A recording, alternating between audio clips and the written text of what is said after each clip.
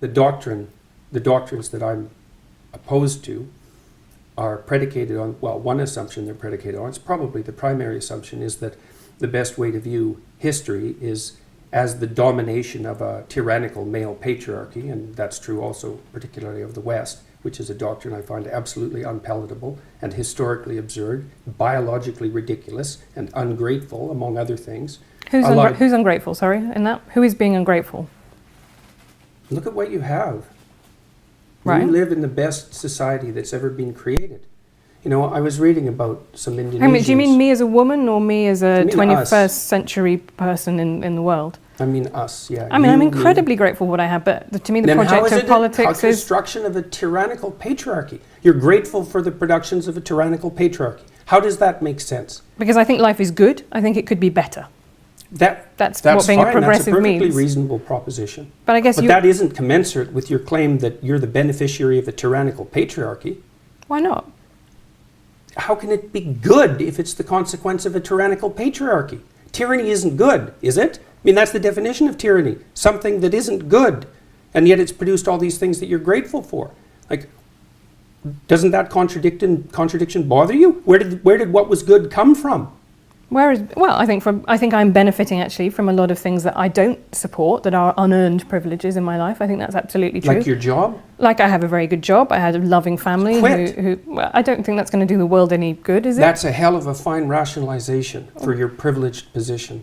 Oh, well, fair enough. But if you could trade it off with someone who's less privileged. That'd be a start. I could do that, but I don't want to, and I won't, and I don't think I should be expected to. Why not? Is it okay for you to occupy a position of privilege in the patriarchal tyranny? And if it is it because you're female, or is it just because it's convenient? Let me tell you my political philosophy. I guess I'm a social democrat. So what I believe is that you should, if you have a good life, you should try and pass that on. I believe in a progressive redistributive tax system, for example. It was once said by Lord Mandelson in British politics, New Labour was okay with people being filthy rich as long as they paid their taxes. Now, I'm kind of less okay with people being filthy rich. But Define filthy rich. Well, I think I would leave that You're probably in the top 1/10 of 1% of people who've ever lived on the planet. That would constitute filthy rich by historical standards. Okay, but I'm not sure that I'm going the line exactly? Be able to help the Neanderthals at this point, really, by giving up some money. But this is my point, is that what I believe is, I believe in a structure in which people who have had a good life and had lots of advantages should pay that back, pay that forwards, which I think is the message that you preach as well, right? You have responsibilities. And if you've had, like us, a lot of advantages in life. Western civilization as a tyrannical patriarchy. But it's not purely a tyrannical patriarchy, That's for sure. Is it? It's purely not. Right. And that's exactly the issue. But why would you deal with moral absolutes? When you describe it as a tyrannical patriarchy, then you make a case that it's purely that. And that's exactly what's ungrateful. It's not purely that at all. Why is saying that something has elements of this made the same as it is purely that? That isn't what's being said. Merely to define it as a patriarchy implies unidimensionality. And to insist that that's also tyrannical doesn't offer a balanced viewpoint at all. Well, I think that's probably where your disagreement comes with this, which is because I do not see it in that way. I do not see that as univariate at all. I see it as one element. Then why call it a patriarchy? Because it describes an overarching structure. Does it? Yeah. What if the patriarchy is fundamentally composed of women? Is it still a patriarchy? No, that would be a matriarchy. Would it? So let's say we take a patriarchal structure, like the medical profession, and we fill it primarily with women. Is it then a matriarchal structure? What makes it a patriarchy to begin with? Is it the hierarchical structure? Is it the fact that it's mostly men? Is it the sociological structure? Or is it the fact that it's mostly men? Well, I think that's really interesting because male primary school teachers, for example, only 15% of them are men. And I interviewed some of them for my book. And you know what? They report exactly the same things that women do in male-dominated offices, right? They say, people have conversations that I feel excluded from. I feel stigmatized, like I shouldn't be here. People look at me askance when I say I'm a primary school teacher and I'm a man. They kind of reel back. We all make those implicit associations. So if it is a structure that's dominated by women, then it's also a tyrannical patriarchy. I think in that case, then men have a way they should be able to complain about the fact that a very female-dominated office leaves them feeling out too. Yeah, feeling left out too. So how do we get something that isn't a tyrannical patriarchy? If it's composed of women, then it's a tyrannical patriarchy, and if it's composed of men, it's a tyrannical patriarchy. We're kind of out of options. Right, or you could have an office in which a blend of people of both sexes work. So if it's 50-50, then it's not a tyrannical patriarchy. No, not 50-50. I'm saying that 40-60. I'm saying that there is clearly, when it is only 15% of male primary school teachers, they do feel marginalised and excluded. So you think the defining hallmark of a tyrannical social structure is the predominance of one gender, and if that was relatively equalized, then all of a sudden it would be a free and open institution. I don't think that male primary school teachers are being tyrannized. I do think they are being marginalized, and I do think that they feel excluded and stressed by that. So what do you do about that? Well, this is what I mean. I think actually, and I'm surprised you don't agree with me on this, that actually having more male primary school teachers would be a really good thing, because boys need role models, actually. People, particularly boys who don't have a father figure in their life, that's really important for them to have a stable adult who shows them what it's like to be a man around the place. Could be, but you shouldn't achieve it as a consequence of preferential hiring. No, I don't think it would necessarily need to be preferential hiring. I think it would probably be about making that job, breaking down the stigma to entering that job. I think teaching is a really interesting example. It was seen at the turn of... I worked in daycares when I was 18, 19. Right. You know, there were no men in it. And how did that make you feel? I loved it. Yeah. You know, the kids, I used to wrestle with the kids, which of course you can't do now because everybody knows that would just be a catastrophe. And I used to draw them pictures of monsters and they'd line up for that. And I liked working with kids quite a lot. And I didn't care whether it was female dominated. I've been in female dominated my professions my whole life. Right, I think... I haven't felt marginalized as a consequence. Well, then you have been lucky, and I have talked to people who have might be luck. The opposite. Might be careful conduct as well. Explain that more to me. Well, why would you assume that it would be luck? Well, if I say that there is a statistical analysis, and I've talked to a broad range of people, and you would always expect outliers at either end. Some people have had a really terrible time. Some people have had a really brilliant time. Yeah, well, everybody else in the middle. One of the things that I've strived to do is not to become resentful. Well, okay, that's very good. I have to say that your Twitter feed does not give me that impression. You come across as somebody who takes criticism very much to heart. Is that true?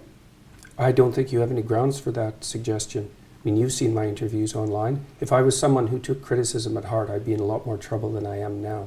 In what way? Well, I've been criticized endlessly for 2 years. I've been in scandals. I've probably been in, I don't know how many scandals in the last 2 years, and had unbelievably contentious interviews with journalists online, on TV, on radio, in podcasts. If I was someone who couldn't tolerate criticism, the evidence for that would already be clear. Twitter's a strange social network. I've kind of pulled myself away from it.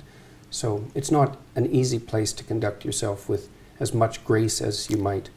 And I think it sort of rewards impulsivity because maybe it's because of the constraint on characters or something like that. So I think that people tend to show their worst on Twitter, and some of that's a consequence of the structure of the technology. I think I certainly agree with you. I think that's something that we agree on there. I think people are rarely at their best on Twitter. No, and I pulled myself away from it quite a lot in the last month, mostly to see why. I kind of kept an eye on Twitter, all the social media networks for the last few years, partly to see, well, I'm trying to monitor what's happening around me, I suppose, is probably the right way of thinking about it, and to see if I'm making mistakes and how they might be rectified. But I don't think Twitter's been good for me, and I don't think the reply function on Twitter is useful, and I think the fact that so many people on Twitter are anonymous is not a good thing at all. Do you think you'd be less angry if you weren't on Twitter? That's something I think quite a lot. I would come into contact with less things that annoyed me on a daily basis. Oh, I think there's no doubt about that. Yeah. I think that's definitely the case. And I've talked to other people who've pulled back from Twitter and experienced the same thing. I don't know what it is exactly, but there's something about Twitter that seems to really heighten the desire of people to be provocative. And maybe it's the case that only people who are feeling irritable respond. We don't know, like if you put up a post and 1,000 people read it, certainly 1,000 people don't respond. A few people respond. Well, maybe it skews way over to those people who had a bad day. Like, we have no idea, right? Because it's a communication channel that no one understands. We're not evolved to understand it. We're not evolved to use it. We can't interpret it. Plus, you're interacting with random strangers, which is something you never, ever do. And it's never the same set of random strangers. And you don't react to Twitter like it's random strangers. You react to Twitter like it's a person that you know. And it isn't. You write in 12 Rules for Life about having had violent impulses that you didn't act on. And I think in Maps of Meaning, you sort of elaborate on that. You say you fantasize about stabbing a classmate in the neck. And you're very clear about the fact that you never, ever thought that you would take those seriously. But it just does make me think whether or not, are you somebody who thrives on anger, who finds anger to be something that they need in their life, that they find motivates them to do the things that they need to do? Those are two different questions. Okay, you can answer them both. One is whether I thrive on it, and the answer to that is most certainly not. So I actually don't like conflict. It's Then very how hard have you on ended me. up doing this as a job, which is arguing with people, right? Just because no, that's not my job. It's not to argue with people. Okay. So my job is to not do things that I don't think I should do. Right, and my government made the mistake of assuming that compelled speech was acceptable as long as it was motivated by hypothetical compassion. And that's not happened for me. So I made that point. It wasn't because I wanted to or because I enjoyed it. I don't really like conflict. I'm actually a rather agreeable person, which is partly why I'm a clinician. And so I find the constant conflict exhausting. But that's not the issue. You're not morally obligated. You're morally obligated to do things other than that which you like. So now I really do enjoy the lecture series that I'm doing. And the reason for that is that it's not political in its essence.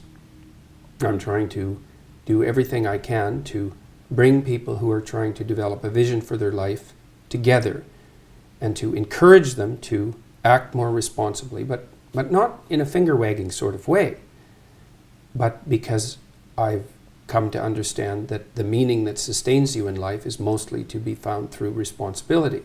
And through the voluntary adoption of responsibility, you're very likely to find your fundamental strength. And I think that that's clinically unassailable observation. And that's all very good, and I'm very pleased to be doing it. And it seems to be having a salutary effect as far as I can tell. And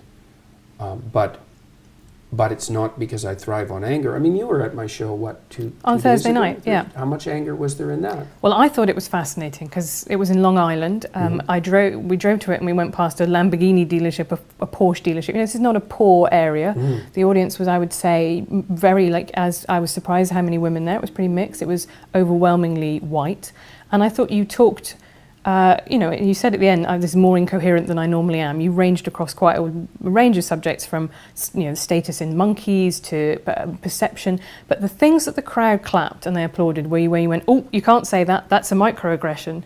Or multiculturalism is a scourge that is sweeping Canada. And what I got was a strong sense... No, that has swept Canada. Okay. Well, what I got was a very strong sense of people whose lives... I never said that it was a scourge that swept Canada either. I wouldn't have said that. Okay, well, I will go back and check your exact wording of what you said, but you definitely... I'm not in favour of it as a fundamental doctrine. Right, okay. But I don't think it's a scourge. So I wonder if you and I mean the same thing when we talk about multiculturalism, because you have a First Nations room in your house, right? You have a lot of First Nations stuff. How is the coexistence I'm the honorary member of a First Nations family, as a matter of fact. Which is wonderful. I have a First Nations artist when I went to Canada last year. But that, to me, is the essence of Canadian multiculturalism, that culture being preserved and living alongside the Anglophone culture that, in some senses, supplanted it. How is that not multiculturalism? Well, multiculturalism is the idea that the cultures can all be put together in a single place with no overarching structure or undergirding structures. That's not the case. How can that possibly be the case? That defines the situation in the world, and the world is full of war.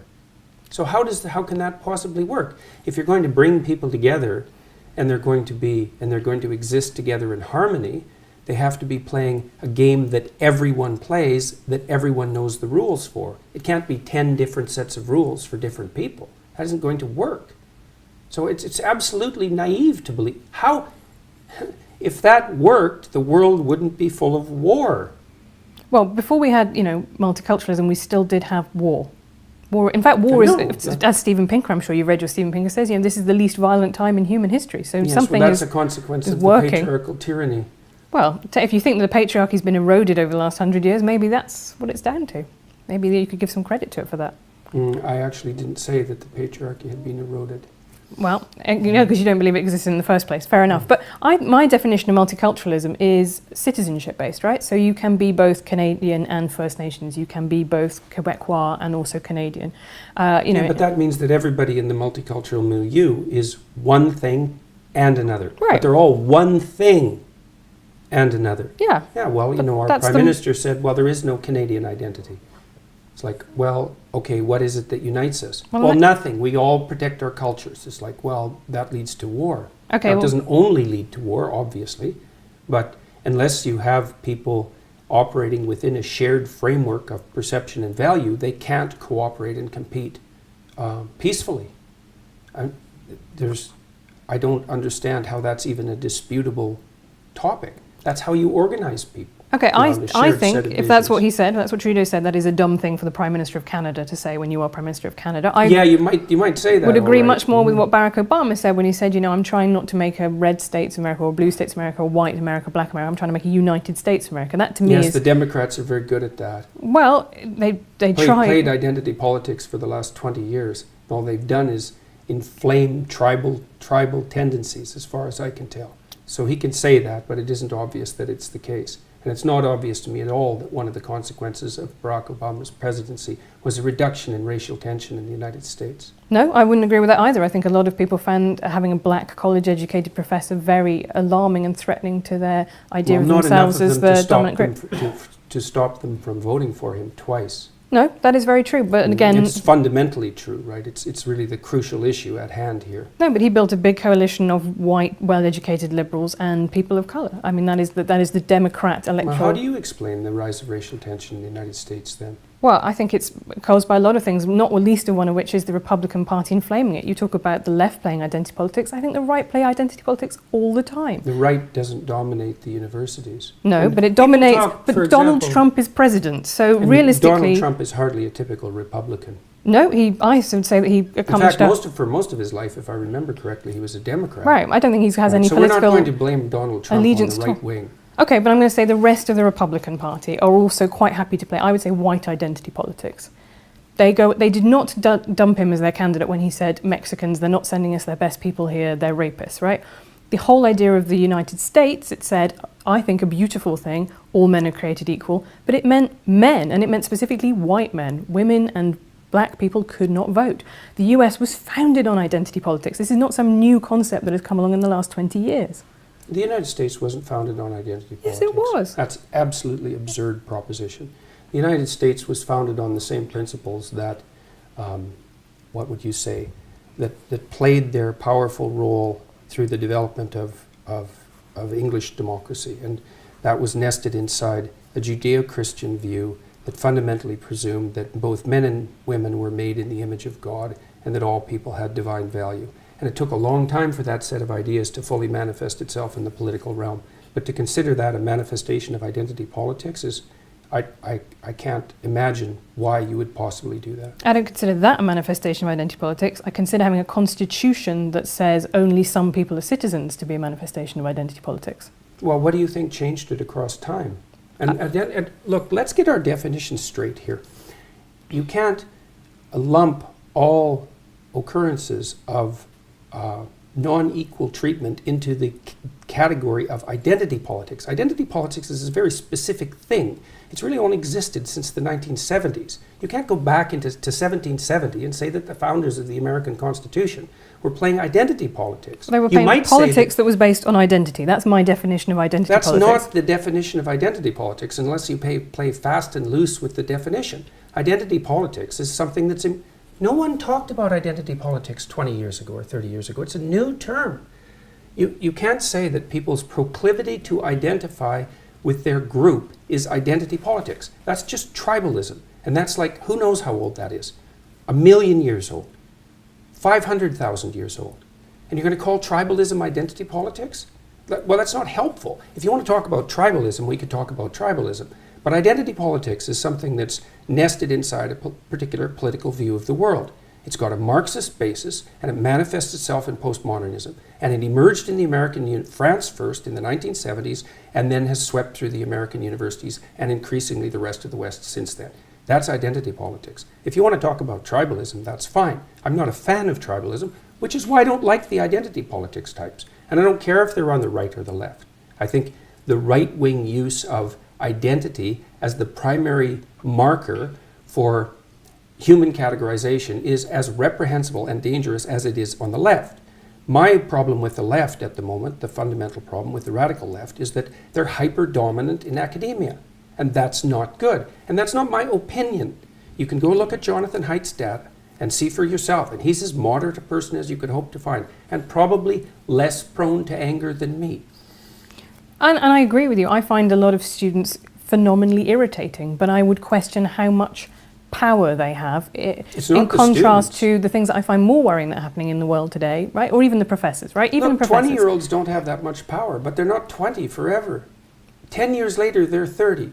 And 20 years later, they're 40. Right. And whatever happens in the university happens everywhere 5 years later. And very, very sadly for people in my politics, left-wing politics, what happens to people as they get older is that they've traditionally got more conservative. Mm-hmm. So I don't think you can make a case that the current, where people are when they're 20 today is actually going to be the ideology that takes them all the way through their life. That's never been the case No, but so it'll be around long enough to do plenty of damage, like it already is. Okay, but even if we accept that students and their POMO professors are quite annoying, which I think is probably something I agree with They're you not on. just annoying. Like, they're destroying the universities, and that's not a good thing. And they're particularly destroying the social sciences and the humanities. The sciences are safe so far, but not for long, because the scientists in particular are terrible at politics, and the left-wing activists are great at politics. And so they'll win eventually. The National Science Foundation is already introducing diversity requirements for hiring in mathematics in universities. It's like, good luck with that. That's not going to work. There are hardly any mathematical geniuses. If you start putting all sorts of arbitrary restrictions on their hiring, you're just going to end up not finding the ones that there are. So, besides, I don't think that's true, actually, because if you say there are very few mathematical what do you know about it? Well, next year I'm going to be a fellow at Oxford University, so I spend time talking to academics. I've talked to a lot of academics for my book. I do agree with you, there is an illiberal strain that is sweeping through a lot of universities. I don't think it's an existential threat, and I certainly don't think it is, to me, the biggest issue in world politics today. It's the one that I would choose personally. What do you think is the biggest issue? I think that the rise of strongmen, authoritarians around the world is very worrying, and that's one of the reasons that I find the subtitle of your book fascinating, because it's called An Antidote to Chaos. Why isn't it an antidote to order, which you also say in its excessive manifestations is bad?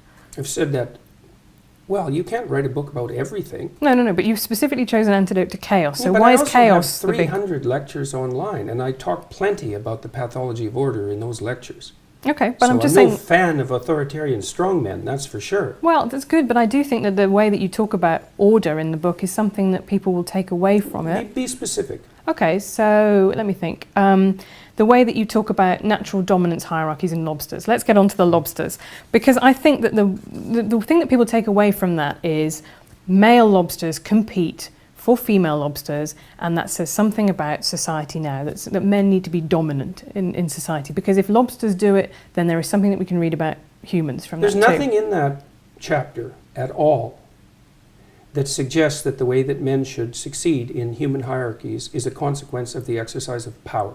There's not one line in that entire book that claims that, because it's not what I believe. Most human hierarchies, as I already pointed out, are hierarchies of competence, not power. Okay, so that's why we don't live in a patriarchal tyranny. And so if you want to be a successful man, then you should be competent, and that will move you up the hierarchy, and that will make you attractive, and for good reason, unless you want an incompetent mate, which is possible and happens, but isn't something that I would recommend. People will sometimes choose an incompetent mate because they're intimidated by competence, and so they'll settle for someone who they don't respect because they feel that they can master them and they won't be intimidated. But it's not a recipe for a happy life, I can tell you that. So there isn't a line in that chapter that talks about power as the proper means of conducting yourself in life. There's not a line in the book, and there's nothing in anything I've ever said that suggests that. Okay, but it's really important, because people have read this chapter, and they make exactly the argument that you make. And it's a misapprehension.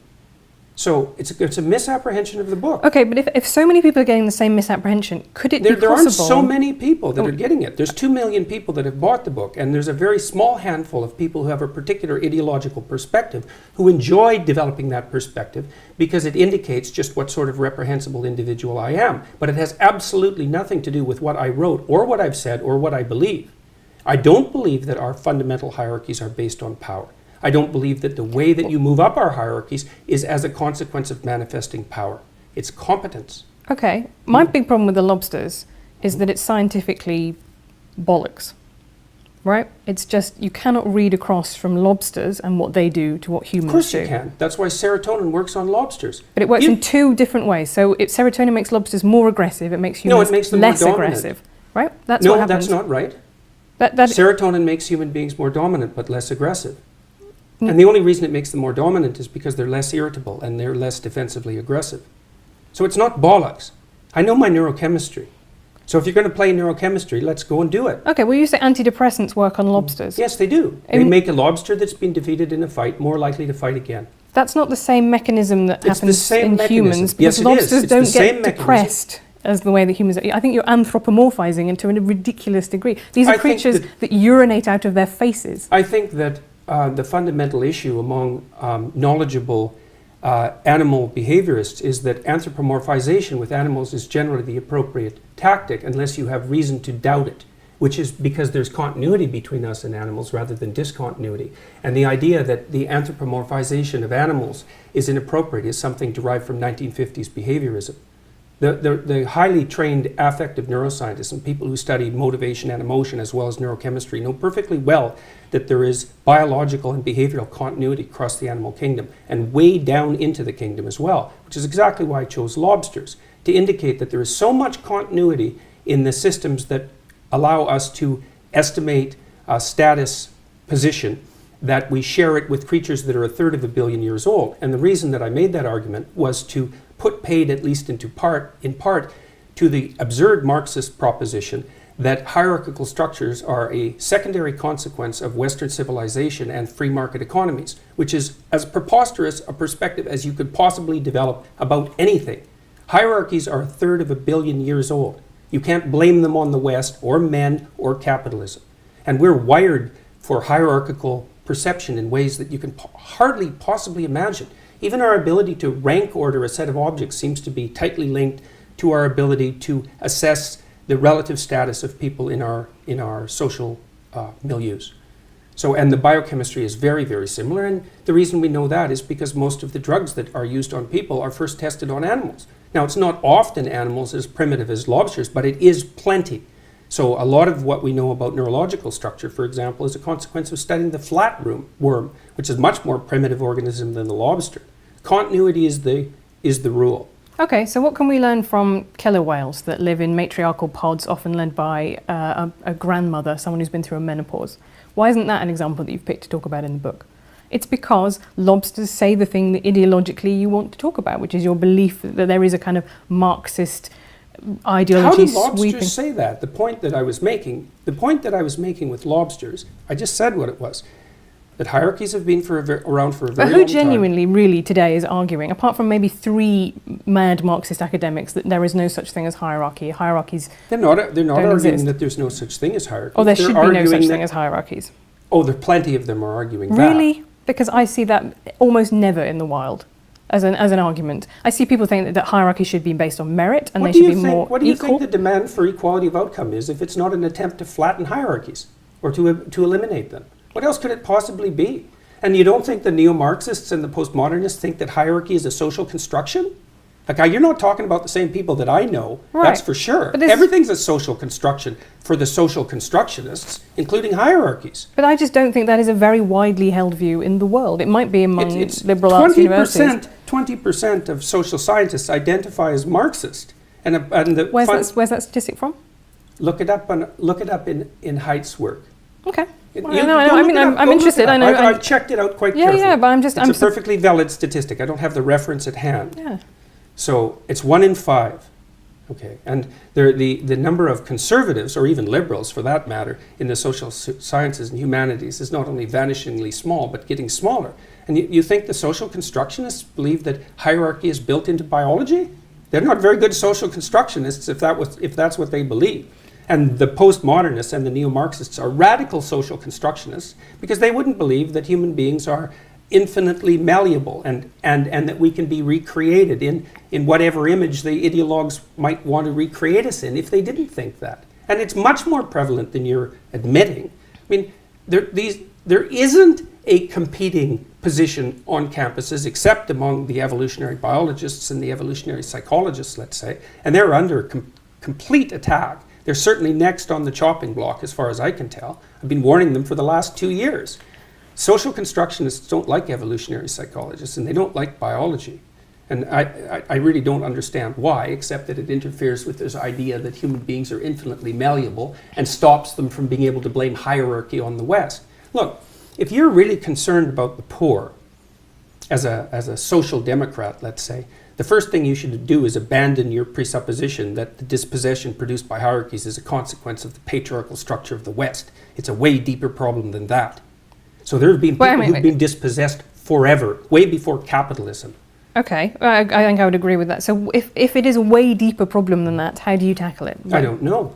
Well, that's a bit, I mean, that for someone as intelligent as you that just throw their hands up and go, ooh, maybe some people There's lots of things I don't know how to tackle. I don't know how to tackle the fact that people range extremely widely in their cognitive ability either. These are big problems. No, but we could start with a redistributive tax policy, right, where people who earn a lot pay more tax than people lower down the income scale to redistribute income. That was a fairly obvious way that you could make poor people less poor. It's something that, you know, the Labour government did. They almost, I think they halved child poverty. It is possible to do things, and we do have mechanisms. Well, I wouldn't make the immediate presumption that it was the redistributive tax policy that halved child poverty. You know, that absolute poverty in the world has halved between the year 2000 and 2012, and you can't attribute that to redistributive policies. No, I can't. I'm only talking about Britain. I'm talking about that particular government, which had, you know, then there are fiscal analyses that have been done. But I think, let's move on from lobsters. I mean, you know. That chapter is about people becoming responsible and competent, not about them becoming like dominant and powerful. Okay, it's not that at all. But my problem with it is I think you got criticised by a lot of marine biologists, right, and by a lot of geneticists I think for one. it. Okay, well, I can name you. P.Z. Myers is one who's criticised you. Adam Rutherford, who's former editor of Nature, has criticised that chapter. There are, you know, that is not. But what I think is fascinating is that no reasonable biologists dispute the fact that most organisms organize themselves into hierarchies, and that the fundamental biological mechanism for the regulation of hierarchy is the serotonin system. That's not disputable. Now, you can find animal organizational structures that vary from that, what would you call it, fundamental pattern. But the existence of variance isn't proof against the existence of a fundamental pattern. Like, I don't know how you can sit there and be skeptical about this. If you know the literature on hierarchical structure, you understand that across the entire animal kingdom, animals tend to organize themselves into hierarchies.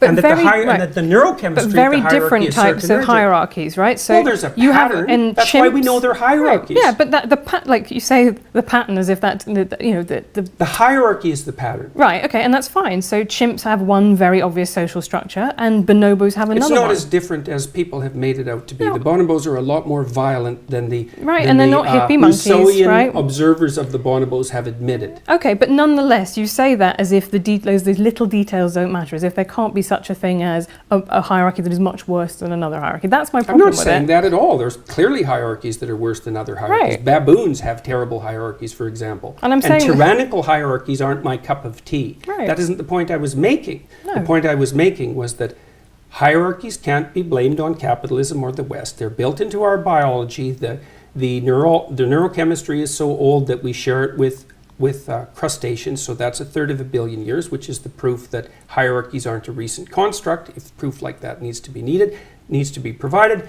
and that the best way for people to adopt a strategy that will move them up the hierarchy, which is a desirable thing in most regards, is to face the suffering of the world forthrightly. That's what that chapter is about. And the people who've been criticizing it read it as if it's a defense of the Western patriarchy. It's like, there's no defense of the Western patriarchy. No, I don't think that's true. I think the way that people criticize it is and I think this happens a lot with evolutionary psychology, is which is not quite what the lobsters are, but is where other stuff in the book is. Other things you said, for example, like women wear rouge because it reminds men of ripe fruit. Right? Well, for a start. Why do you think women wear rouge? I have absolutely no idea, but I will tell you. That's really not a very good answer. Well, yeah, you said before there were lots of things you don't know the answer to, but I'll tell you one thing. I'm not criticizing your perspective on this. You're criticizing mine, so I'm presuming you have an alternative idea. Why do you think women wear makeup? I think there are an enormous number. But let's go back to why women wear rouge, because it reminds men of ripe fruit. Okay, first of all, not all ripe fruit is red. Why would you, You know, want we to... Do you evolved want color vision to detect ripe fruit. Do you want to eat women? No. I think unless men are having sex You with might ripe want to fruit, taste them. that's not really where... And where is the evidence that women who are redder in the cheeks are have more offspring? What do you think happens during a sexual flush? But that's the key point, isn't it? Is that you would expect, actually, if this is a sexual selection, that women who are redder would have more children. We would get progressively redder over time. One of the hallmarks of youthful skin is the proclivity for it to flush red. And yes, youthful women have more children. It's a primary sign of fertility. That, I think you're using... Wait a second here. What do you think women wear makeup for? Come on, if you're going to go after me on this, okay. Let's women. People say, well, women wear makeup to feel better about themselves. It's not a very deep analysis. Why makeup? Why facial makeup? I'll tell you why I wear makeup, which is to stop the comments that I would get if I didn't wear makeup. And my gender, I always say my gender is low maintenance, right? I don't feel particularly like a woman inside. I don't really know what that would mean. But what I try and do is try and look, you know, in the same way that you get black women who talk about the problem with natural hair, is it's seen as unprofessional, right? And as a woman, if you don't wear makeup, that is seen as a political choice. That is seen as something that, you know, you are... So you wear makeup to protect yourself from what? From tyrannical judgment. Men? No, but tyrannical women as well, I would say. I think women very harshly judge each other's appearance, and there are very good reasons for that. But probably because they've learned that from oppressive men. No, I don't think so. Why do you think it is then? I think that women are encouraged to be seen as being in competition with each other. Encouraged? You don't think that there's anything about that that's natural, eh? Well, I would be reluctant to get into that because I think you could talk about intrasexual competition. I think that's a very big deal among the social sciences and evolutionary science. It's not my particular competence.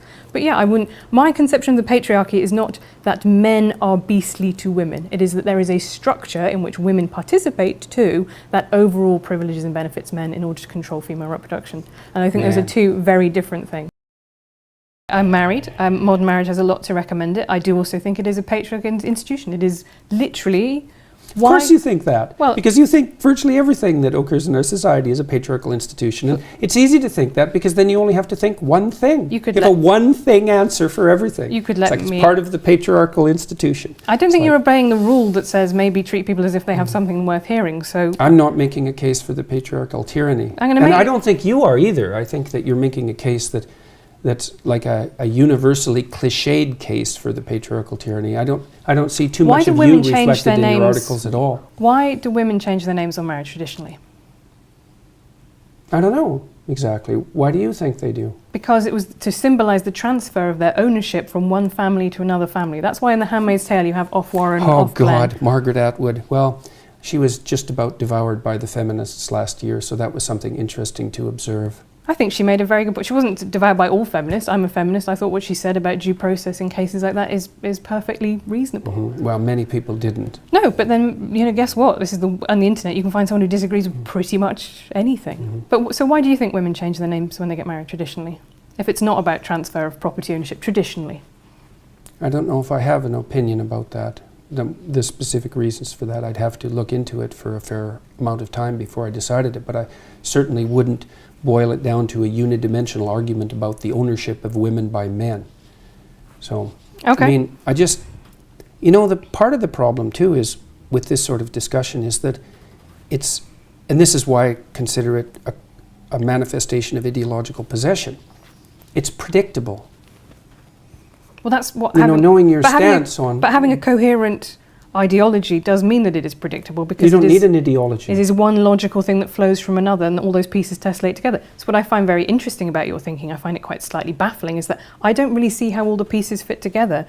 You know, you say that you're not, you believe in God, but there's a lot of emphasis about going back to... No, I actually say I act as if God exists. Right, but which is actually my definition of belief.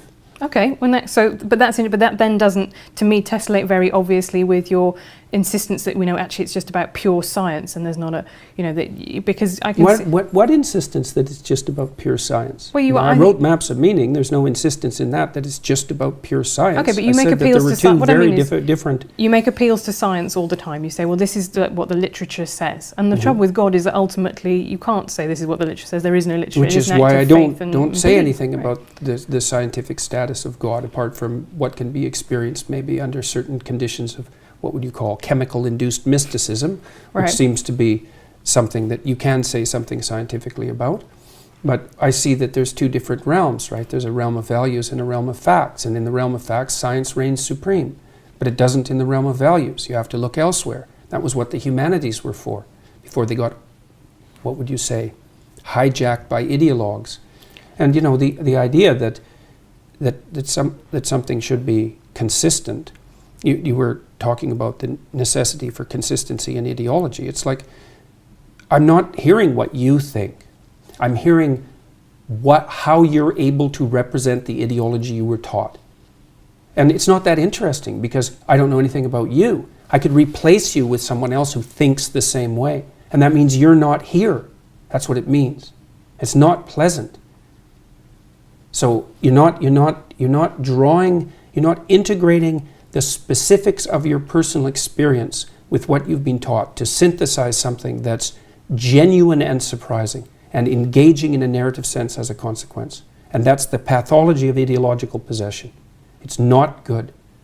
And it's not good that I know where you stand on things. Once I know a few things, it's like, why have a conversation? I already know where you stand on things. I bet you don't know where I stand on all things. I would hope that was true.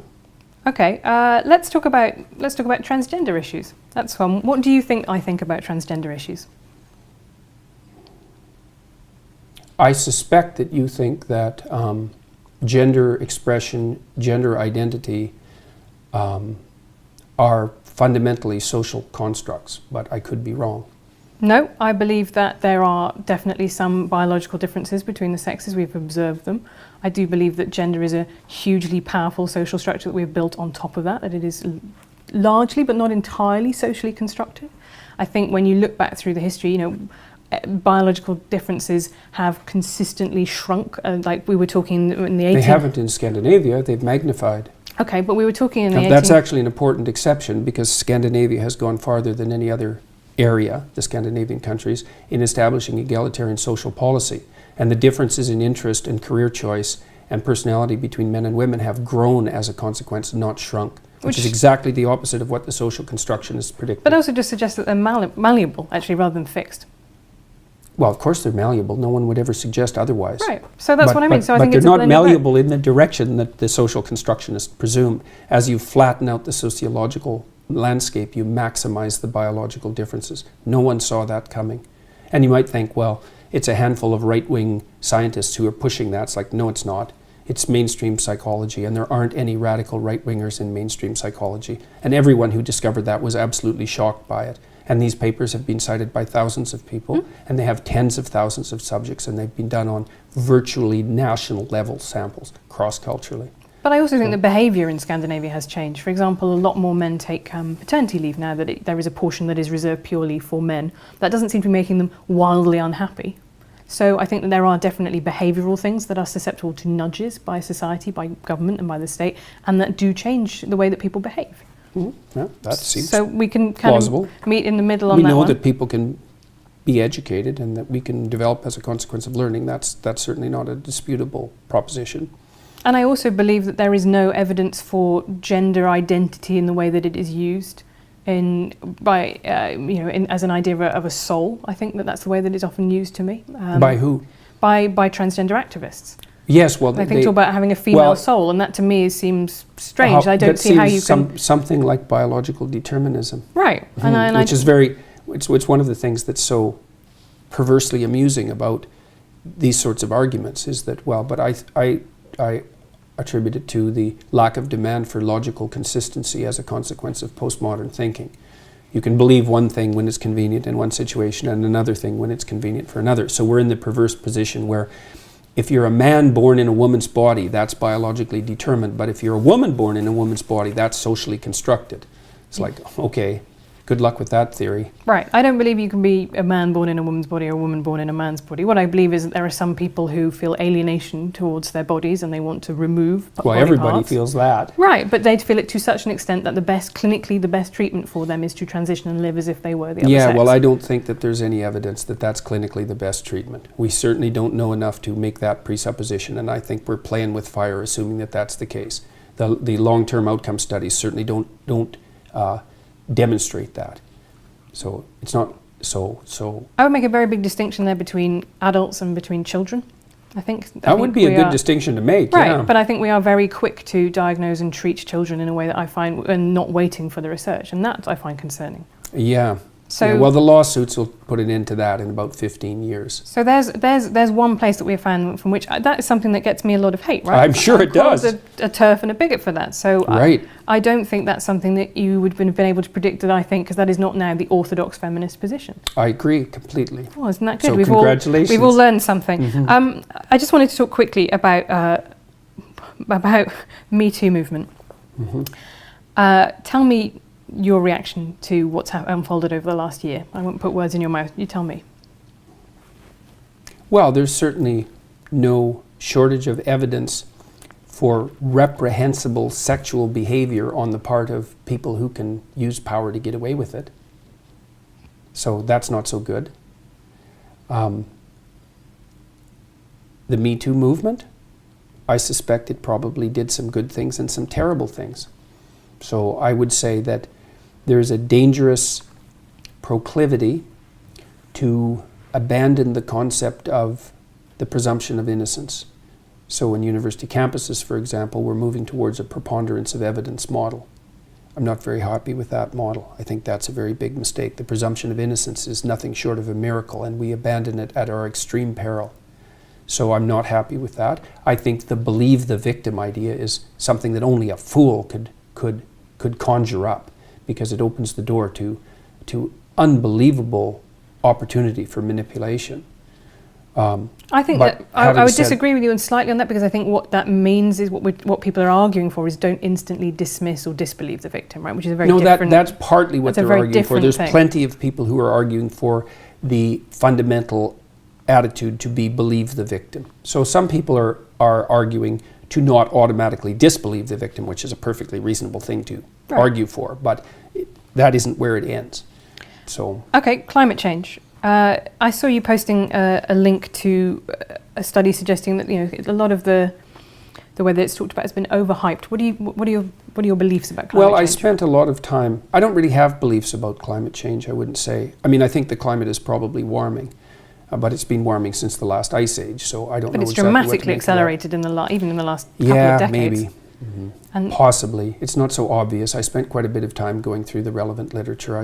I read about 200 books on ecological, what would you call it, on ecology and economy when I worked for the UN for about a 2-year period, and it's not so obvious what's happening, just like with any complex system. The problem I have fundamentally isn't really a climate change issue.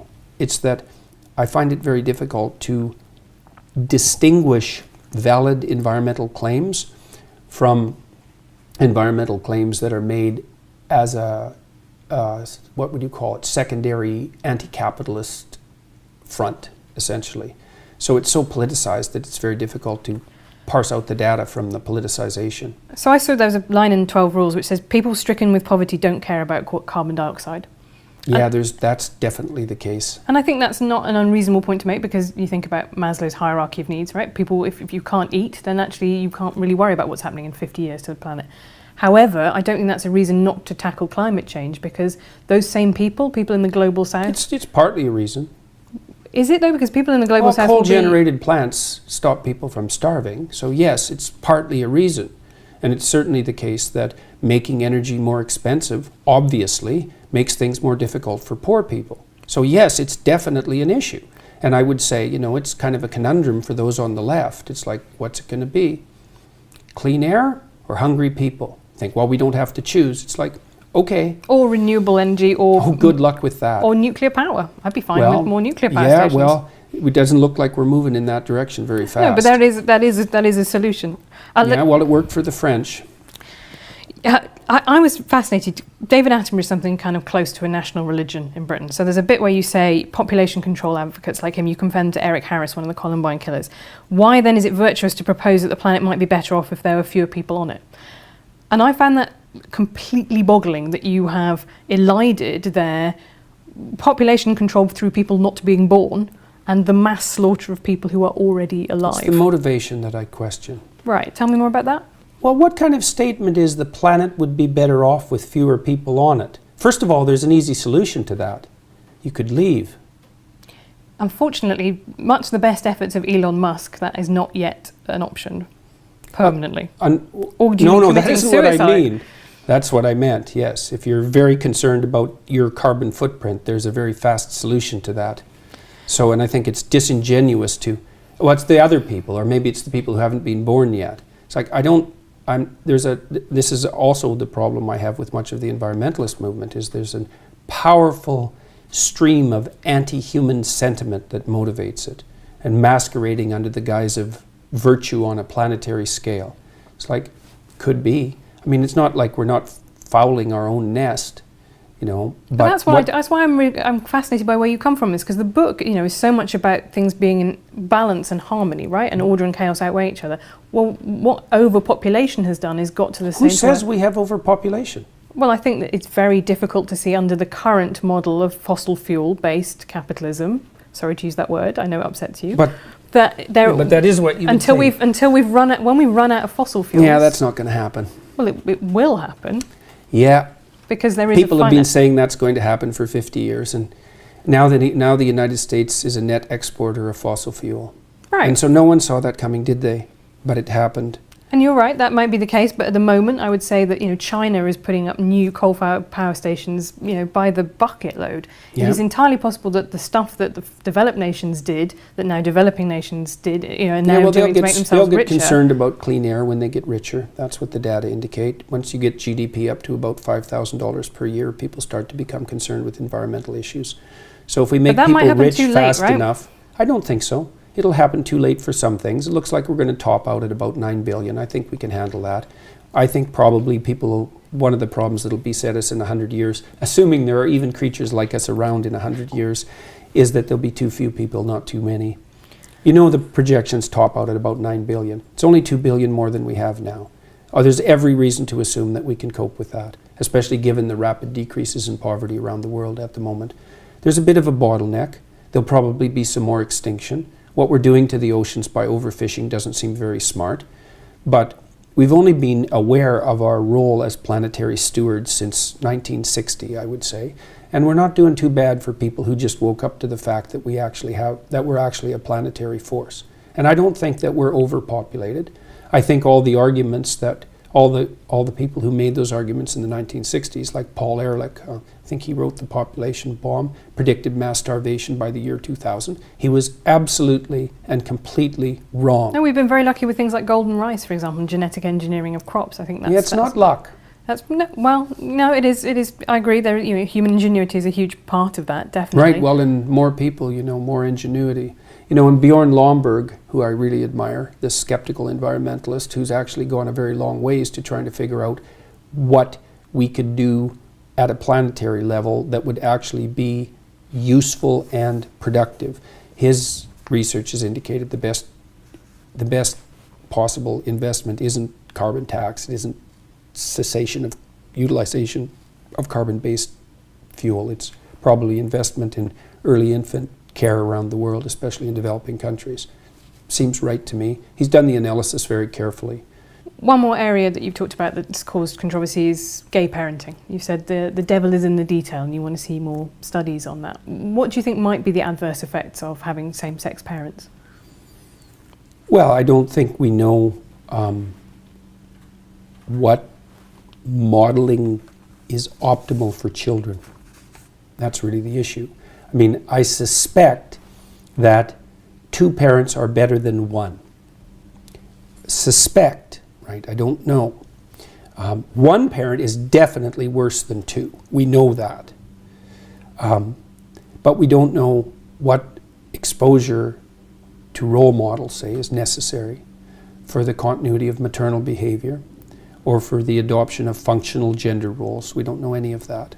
And so that's the variable, obviously. You know, no one knows what the consequence of being raised with 2 people of the same sex is. Maybe none. But so there doesn't seem to be any evidence so far.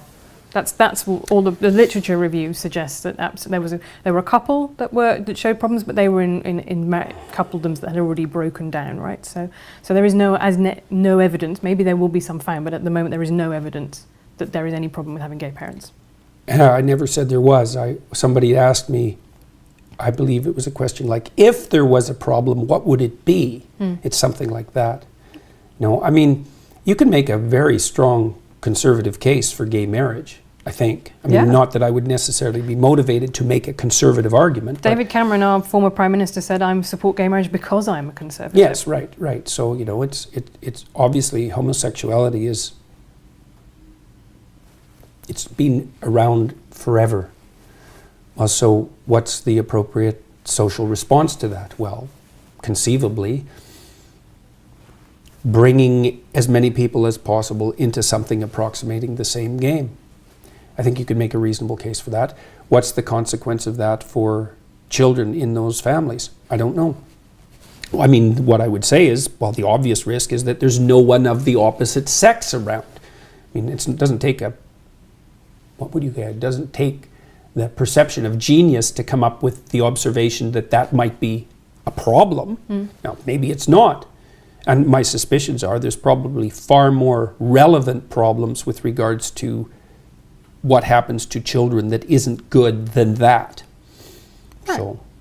So this is a way in which, you know, that is now a conservative position to hold. I think it's 20 years ago that would have been anathema to mainstream conservatives. Well, people were concerned with the deterioration of marriage and believed that any additional transformations would further weaken it. And I think that that's not an unreasonable position given how weak it's become. And I don't think that that's been good for people overall. Okay, let's talk about free speech to finish on. You write in your book about Nietzsche, who became the Nazis' favourite intellectual, and you also talk about a professor... Only through his sister's mistranslations of his work. Right, but you talk a little bit as well about another professor whose ideas you thought led inevitably to kind of Maoism, and you said, I don't know how he can't be more worried about where his ideas lead. Do you worry about where where your work might be taken and used by other people? I saw you posing with... I worry about that all the time. With a Pepe flag. Oh, I can't believe you brought that up. Right, but I just think it's... Seriously, I can't believe you brought that up. You should go online. Yeah, I do. Believe me, I do. There's a video called, I think it's called, Is Jordan Peterson a Darling of the Alt-Right? Have you watched the video of the person who put up that Pepe flag with me? He's online. But go watch it. I have seen, you wouldn't, I would say. And why are you concerned about Pepe anyways? Jesus, he disappeared like 3 years ago. It is. And most of that was trolling by young guys who were trying to drag the media into idiot accusations like the idea that this was a white supremacist gesture, which I was asked about on CBC. It's like, no, it wasn't. It was Fortran trolls playing the media for fools, which worked. And much of the Pepe thing was that as well. Okay, but the problem with people ironically pretending to be Nazis on the internet... They weren't pretending to be Nazis. But no, this is a separate phenomenon, and 4chan definitely do ironically pretend to be all of the worst things they can possibly be, is that some people take that very seriously. There was a case in America recently of a guy who stabbed his father because he had thought that his father was a Democrat. He was writing stuff for a conservative website. He'd got very into the Pizzagate conspiracy theory. He was probably paranoid. Right, so there are people who take this stuff very, paranoid. very seriously, and they latch onto it. What's your point? I'm saying that, you know, how much responsibility do you feel that you have, particularly to go out to the alt-right, who, as you say, some of them have enjoyed your work, and say, no, I'm not one of you guys. I'm not with you guys. They haven't enjoyed my work. I've definitely read bits on the internet. Read more. Okay. Find some evidence. I'm extraordinarily sick and tired of this particular accusation / line of questioning. I'm no fan of the identitarian right, the ethno-nationalists, the alt-right. First of all, what do you mean by alt-right exactly? Do you mean ethno-nationalists? Do you mean white supremacists? No, I mean people who are on the right but have got their power base outside the traditional media. They see themselves as an alternative. So I see them coming That's a pretty loose definition of the alt-right. Rush Limbaugh kind of talk radio, right? People who see themselves in opposition to an Rush establishment. Limbaugh is not the alt-right. No, he's been around for 30 years. Right, so he's the progenitor of what I see now, Breitbart and things like that, are the new media version of that very old media Well, let's format. define what constitutes alt-right first. For me, they're ethno-nationalists. They tend to be white supremacists. And generally, when people tar me with an alt-right epithet, the reason they're doing that is to associate me with those people. They don't like me. And the reason for that is that I've made it very clear, not only in my videos, but on Twitter, that I don't like them. I don't like their anti-Semitism. I don't like their use of identity politics. I don't agree with their aims. I think that their notion is something like, well, if everybody's going to play identity politics, we're going to play it too, and we're going to win. and I can certainly understand that motivation, but I think it's a bad game all around. And I think the only reason that I was ever associated in any sense whatsoever with anything to do with the alt-right was because it was extremely convenient of the radical leftists, who I fundamentally detest, to paint me as a representative of that viewpoint. Right. Other than that, zero. Now, That's okay, but that's not what I did. You say so. At no point did I say you were. Well, you brought up the whole peppy thing. But I did bring that up. But there was a reason I did that, which is that Nietzsche himself said, "I'm an anti-Semite," right? And yet his ideology and his philosophy ended up being used by the Nazis. So my question to you is, how much responsibility do you feel about the way in which It isn't even what I feel. It's not used? how much responsibility I feel. It's how much responsibility I take. Right. Right. And I take as much responsibility as I possibly can. Right. Which is why I'm doing what I'm doing. Right. I'm going around the world. I'm talking in different cities. I'm talking to people as much as I can. I'm putting out content that I think is useful for people online, and I'm clarifying what I think. I have 300 videos on YouTube. Virtually, for all intents and purposes, every single word I've said to students in a professional capacity since 1992. And despite the fact that I have innumerable, highly motivated enemies, they haven't been able to find one thing I've said in 30 years that, what would you say, justifies any of those accusations, or any other accusations for that matter. So it's quite the phenomena. I mean, I understand it to some degree, you know, because... So, sorry, about the Pepe flag, 'cause you can help me explain this. Why did you pose with it? What were your reasons for doing it? Did people just come up and bring it to you and Yeah, I was like posing with... I've probably been photographed with, I don't know, 5,000 people in the last 2 years. And, you know, it's one after the other, often in groups of 100, 150 or 200 people. And it's like 15 seconds. Right. And they brought this flag. One of them had spoken at the event. They were doing it ironically. They unfurled the flag and we took a picture, and that was that. Would you have posed ironically with a hammer and sickle flag?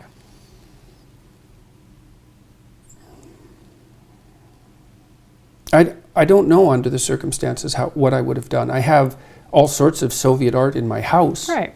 Because this is, I think, anybody could get caught out, and social embarrassment is a huge factor, and you don't want to kind of tell people who've been very nice to you that actually you don't want to do the thing. I just wonder if that's something that you regret now, that you wouldn't do it again if you had the opportunity.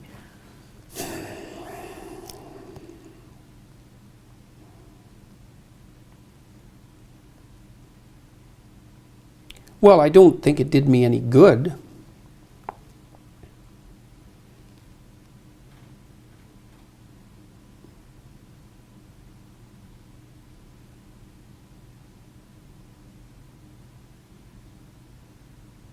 I don't think I'll betray my former self. We'll just leave it where it is. I made the decision that I made under the circumstances and took what was there into consideration. I think that the peppy formulators did a wonderful job of trolling the standard media. I don't think that they were what everyone presumed them to be. I think they did a wonderful job of trolling you as well, in a sense, right? Recruiting you and your image and your appeal to people to their kind of cause, which is ironic. I don't really think so. But is not actually. Underneath it all, I don't find it very ironic, actually. What don't you find ironic? That a lot of the kind of 4chan culture, which is saying, I'm just going to say the worst possible thing that I can say just to prove that I can say it because free speech is still alive. I think that in itself is quite poisonous to the discourse. I think I try and conduct myself online in a relatively civilized manner. I do not always succeed, but I do not think just going into a room and screaming epithets is something that I need to do on a daily basis to prove that free speech isn't dead, right? I think we could probably agree that that's a reasonable a rare note of consensus. But I have to come back to the free speech idea, because I think that whole idea of the intellectual dark web, and this came up a couple of times at your event on Thursday, is predicated on the idea that you have been marginalised for your opinions or oppressed for your opinions. It's not predicated on my claim of that. Right. It's predicated on... Well, I don't know. I'm not claiming I've been marginalized. I would never use that word, first of all, that's for sure. So, but the idea of a dark... I don't feel oppressed. Good, I'm pleased to hear it. But I do think that the way that you got the cheers from that crowd was very much about, there was an idea of taboo breaking, right? That oh, this is a microaggression, but I'm going to say it anyway, that, you know, hard work is the way to succeed. And I thought that was fascinating, because to me you don't look like somebody who has particularly suffered an outrageous amount for your opinions. People have certainly disagreed. They've been rude. They've in some cases. The only reason I haven't suffered an outrageous amount for my opinions is because I've handled the consequence of their utterance exceptionally well. My job was at risk. My career was at risk. My family stability was at risk. So I wouldn't push that one too far. In what way was your job at risk? Jesus. Last year, 200 of my fellow faculty members signed a petition to get me fired. That was only one of a dozen things that happened. The university wrote me 2 letters, 2 cease and desist letters from their HR departments with their legal staff. 3 of those and you're done. They just fired Rick Maida in Canada at Acadia University for talking about many of the same things that I've talked about. So the fact that I've come through this relatively unscathed has very little to do with the vitriol of the attacks. There was plenty of motivation to take me out. It just didn't work. Right. And I think the fact that it didn't work, to me, makes me ultimately optimistic about where we are, because Why? Because I went on, I did a panel a while ago with Zarganara, a Burmese comedian who was imprisoned for making a joke, right? And we are not yet at that stage. I think, undoubtedly, We're not. We're damn close. Really? How about the guy with the pug in the UK? Count Dankula. That's the one. Right, but he did actually, I mean... That was a joke. You might not have liked it. I didn't say it was a good joke. I didn't say it was an appropriate joke. I didn't say any of that. I didn't say it was a well thought through joke. But it was a joke. Yeah, I just fundamentally don't believe that it was a joke. I believe that it was camouflaged as a joke, and that's what it kind of comes across. Right. And well, that's exactly what you would believe if you were inclined to persecute comedians. No, I'm not inclined to persecute someone. Well, you're inclined to persecute him. I don't think he's a comedian, and I don't think I would have to go and look at the circumstances of that case. But I think he didn't like his girlfriend's pug and thought he would teach it to do something reprehensible as a joke. Right, but I see you getting involved, say, tweeting Douglas Murray's article about Tommy Robinson, and I think you see that as a free speech issue, and that's not how I see Tommy Robinson's case at all. I see that as contempt of court, someone who endangered a grooming trial. How do you see that case? I see it as very fortunate that Tommy Robinson didn't die in prison. I think I would say that about a lot of people in prison. I think it's very hard to be in prison if you are a sex offender, for example. I think our British prisons are less inhumane than American prisons, but they are still brutal places to be. However, I do think that was an appropriate punishment for somebody who tried to collapse a grooming trial. Well, but are you a prison abolitionist? No. Oh, right, okay. So you do believe that some people, there are offences for which people need to go to prison? Why would you ask me a question like that? Well, Do I look like someone who isn't interested in meting out appropriate punishment? No, but I just thought maybe I've made an assumption about you. And I didn't want to make an assumption about you. I'm just going to end with a quick fire round. So I know that this is YouTube, so we have been able to talk for a really long time, but I just want quick answers from you. Who is your favourite author? Dostoevsky. Who's your favourite female author?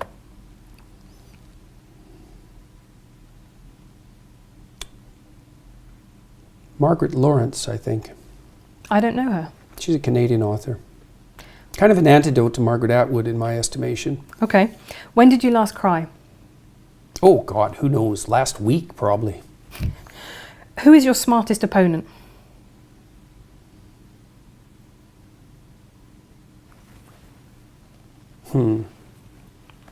Sam Harris is pretty smart. Because you've had debates about atheism with him and about rationality. And yeah, I don't really regard him exactly as an opponent. You know, I mean, we disagree on things. I don't really tend to think of people as opponents, generally. I mean, but Harris is smart. He's good at making his case, and so that's been interesting. What big question don't you know the answer to?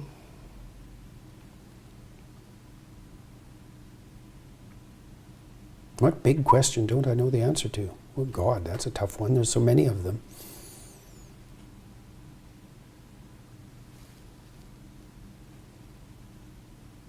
Well, personally, it's what I should do in 2 years. When did you last change your mind about something important?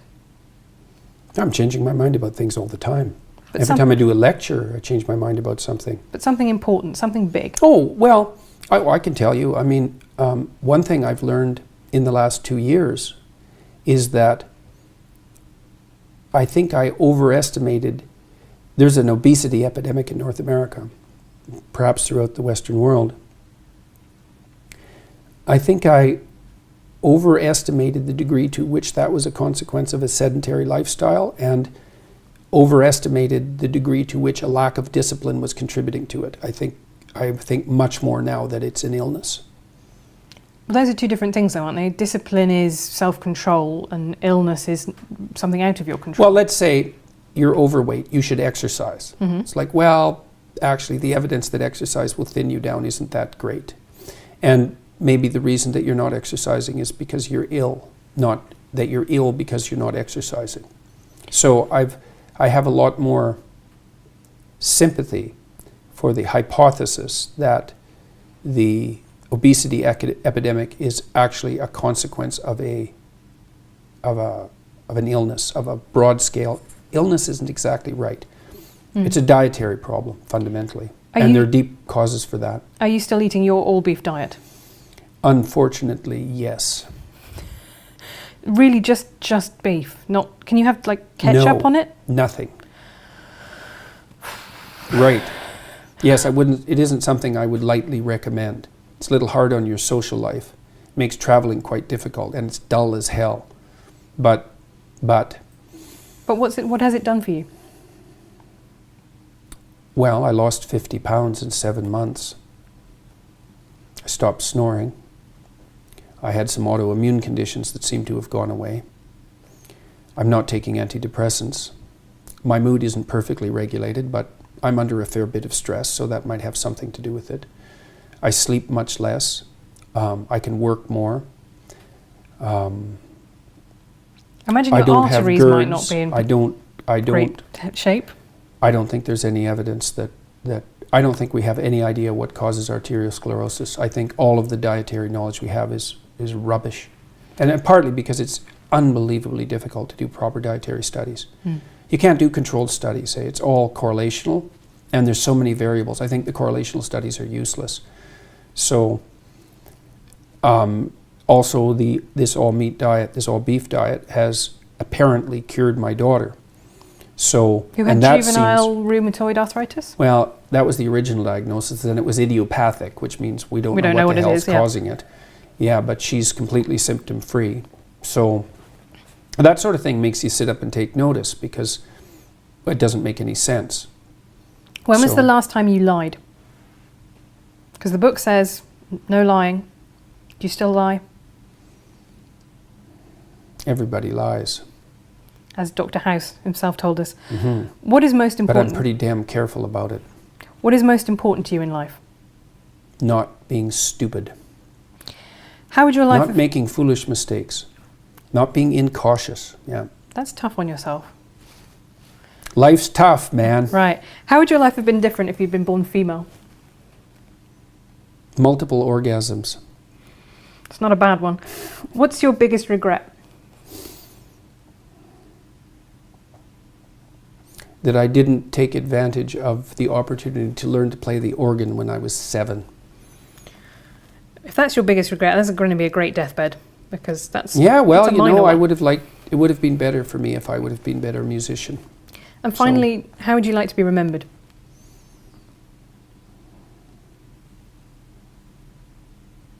As someone honest. Dr. Jordan Peterson, thank you very much.